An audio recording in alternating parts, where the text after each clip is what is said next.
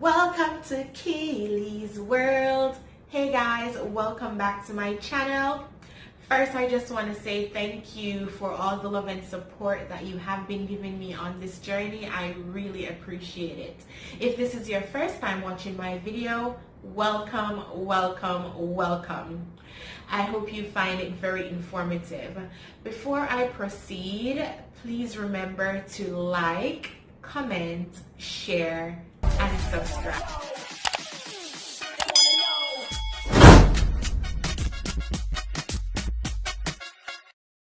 Great. Now, in my previous video, I spoke about the process when you are transitioning to China. Now, as you can see in the caption, I will be speaking about what to expect when you receive your contract. What should you look for? What are the major factors or the major benefits that you would want to receive when you get your contract? So stick around so you can be informed.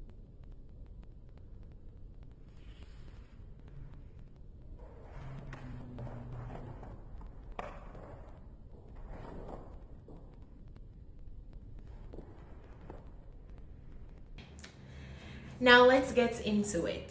Before you make that crucial decision to sign any given contract, you want to ensure that you are fully aware of what you're signing up for. So if you are presented with a contract and there is something that you are not certain about, please to ensure that you clarify it with your institution or your recruiter. Because at the end of the day, you don't want to come to China and there was something that wasn't transparent, that you're unhappy or uncomfortable. So when you get your contract, it is imperative that you scrutinize every detail. So ensure that you read through carefully and you are clear about everything, and anything that you have any questions about, do not hesitate to ask. So this is my contract from last year, and I'm just going to go over what's there, what's in it. Now I'm going to start off with the minor details, and then I get into the most important things for you to really look into. Now, for the contract, of course, you want to know how long is the contract, right? Is it a year? Is it 2 years?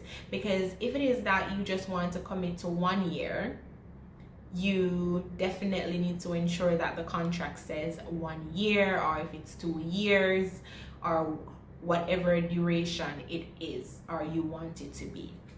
Now, the next thing is you want to ensure that you're aware of your responsibilities. You don't want to be going to class or going to the institution thinking that you should only be doing oral English and you should not provide an assessment and stuff like that, or a lesson plan. You want to ensure that you're truly informed about your responsibilities to the students and to the institution. Should you be doing lesson plans? Should you be doing assessments? Do you have other activities outside of the classroom? So those are things that you need to ensure that you are familiar with. The next thing that you want to ensure that you're familiar with is your work assignment, as in your office hours.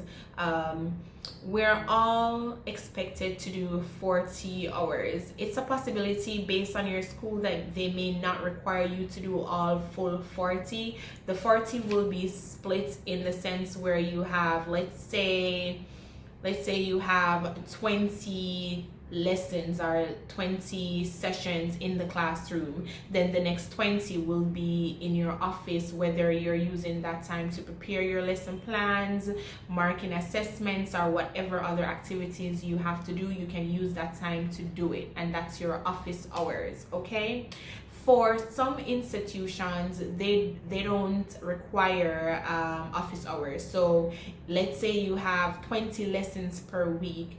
If it is that you don't have any classes, you don't have to go in that day. Or if it is that you have a class or one class, let's say 2 o'clock, You don't have to be in the office from 8 a.m. You can just go when it's your class time. Now, the next thing that you want to ensure that you're familiar with is whether or not you are provided with medical insurance. Now, that is very important, because imagine you're in a foreign country. You want to ensure that if anything is to happen, you, not saying that it will, but at the end of the day, it's reality, it's life, things happen, okay? So will you be provided with medical insurance? That's what you need to know. And if it is that you are provided with medical insurance, what portion, or if any, do you need to contribute? Because for my past 2 contracts, I had to pay a portion of the medical insurance. So when I get my salary, then I will see a deduction of 200 and something RMB, which goes towards my medical insurance. The next thing is to look forward to is accommodation. Yes, that's very important. You have some organizations, or some institutions rather, that will provide an apartment. With the apartment, that's very good. You know, you just come, you pay your utilities. Some institutions will say, okay, we will put 300 RMB towards your utility bills. If it's a case where you exceed it, then you will be required to pay the difference, while some will just provide you with the apartment and you will be responsible for your lights, water, etc. If it's a case where they don't provide housing allowance, now the maximum I've seen is 3,000 RMB. Now 3,000 RMB can go a long way, but it depends where will you be living, which area. No, you have to take those things into consideration when you're signing. You have to do your research, because if it is that you're located in the corporate area, then chances are, you know, the rents will be expensive. So 3,000 RMB might not be sufficient for you to pay for a rent, to pay your rent and get a decent apartment. So you have to do your research and ensure that you ask the necessary questions. Will this be sufficient to find an apartment? Will it be close enough to where my school is? So you have to ask the questions that you want to ask, because at the end of the day, coming here and finding that apartment, it may not be easy to assess it properly, weigh your pros and your cons. Another thing that you need to do once it is that you're searching for an apartment, you're going to be asked to pay maybe 1 month deposit or 2 month deposit. It really depends on the landlord or the management team of that apartment. Some may ask you to pay a management fee as well and stuff like that.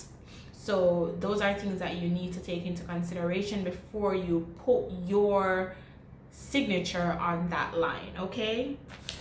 Another thing that you want to ensure that you see on your contract is your flight bonus. Yeah, contract is your flight bonus. Yes. So your flight bonus can range between 5,000 to 8,000 RMB. Yes. Some of the organizations, my very first contract that I got, it mentioned that upon arrival I would get that housing allowance. Unfortunately, that contract didn't work out, but the other contract I received, it stated that I would get the first half at the end of the last semester, and the final one will be at the end of the next semester. So it depends on the arrangement. Who knows, maybe you can negotiate with your institution and get it sooner, or whichever installments. It really depends on you and your negotiation skills.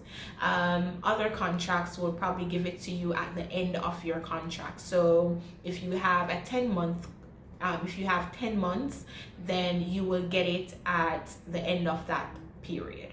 So these are very important things that you need to look forward to when it is that you're deciding to come to China and signing that contract.